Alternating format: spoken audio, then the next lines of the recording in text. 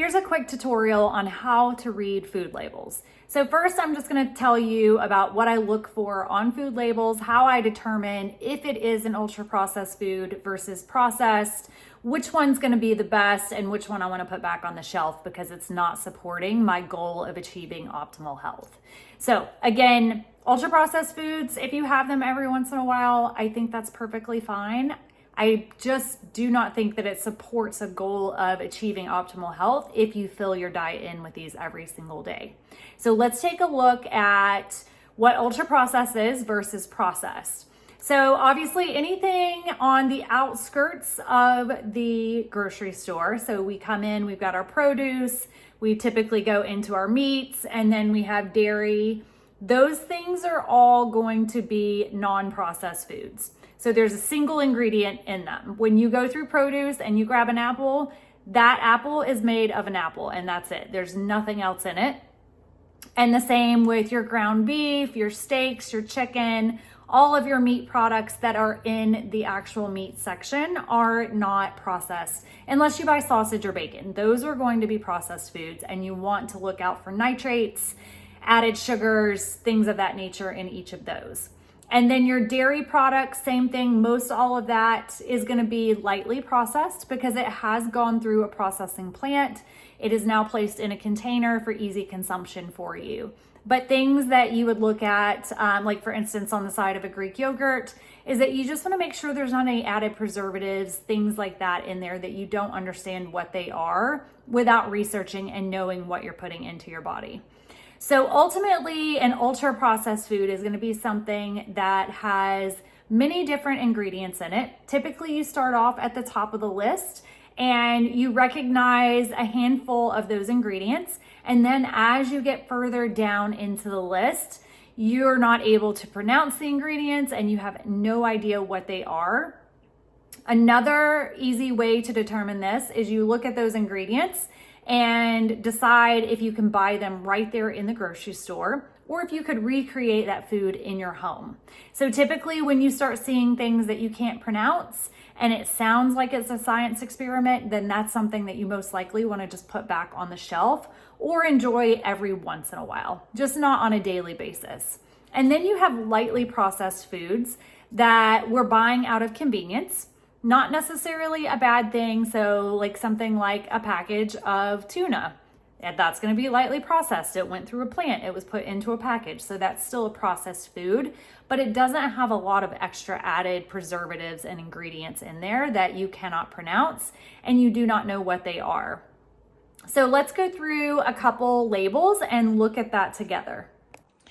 Now, let's look a little deeper into the nutrition labels and what we're looking at. So I'm going to start specifically with the ingredients on this. This is a package of lavash wrap, so you would use this as a sandwich wrap. And as far as bread items go, this is probably one of the better ones. Definitely not perfect. You could probably come pretty close to recreating this in your kitchen though. So if you notice on our ingredients, we have quite a few, everything we can pronounce. And we could most likely buy in the grocery store and recreate this in our kitchen if we so desired. Now, let's go a little deeper into the nutrition facts. So on your nutrition label, under nutrition facts, you are going to see how many servings are estimated to be in each container. So this has 5 wraps in it. And then on a more granular level, it's going to tell us the serving size, which is 1 sheet or 1 wrap. But specifically what you're going to see is grams in parentheses next to this.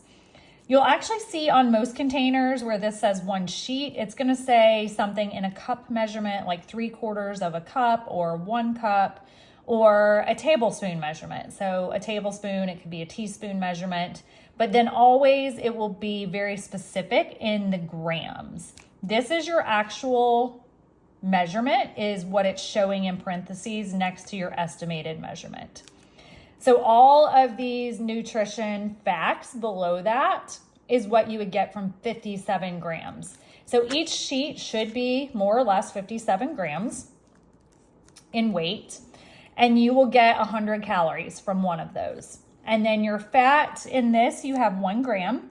You have your saturated fat listed next, your trans fat, which you should not see trans fat in anything because it is actually illegal now to put into foods. But they have found some loopholes around that, and they can have up to 0.5 gram of trans fat. And unfortunately, if you're having multiple packaged items throughout the day, you could potentially be getting more trans fat than what you should be. Cholesterol, sodium, you'll notice with sodium, packaged items are going to be higher in sodium than things that you're making at home. Specifically canned items, and then especially when you're eating out, you're going to notice that your sodium is much higher than when you eat at home. Ideally, we want to keep sodium somewhere around the number of calories that you're eating within the day. Your total carbohydrates, in this package, we've got 19 grams, and it's going to break it down a little more specifically underneath that. So it's going to tell you how many of those carbohydrates are actually dietary fiber. And then it's going to tell you how many are total sugars, and then any kind of added sugars that are in the package. And then just below that, it's going to tell you how much protein is in there. So those are the nutrition facts and how to read your label and what you're looking for. So ideally, what I would do is look at protein first and then determine what the carbohydrates, the fat. I want to make sure that I'm getting protein if I'm looking for something with protein in it. Okay, I wanted to also include an example of something that is ultra processed that you most likely should not be consuming on a daily basis. So like I said, you'll notice those first few ingredients, they sound harmless. You've got enriched wheat flour. That sounds like something we could possibly buy. But then we get down just below that line and we have niacin, reduced iron, thiamine, monotrate, riboflavin, salt, and then the list goes on. You can't buy any of those things in the grocery store, and so you most likely could not recreate this in your kitchen, and I would put this one back on the shelf.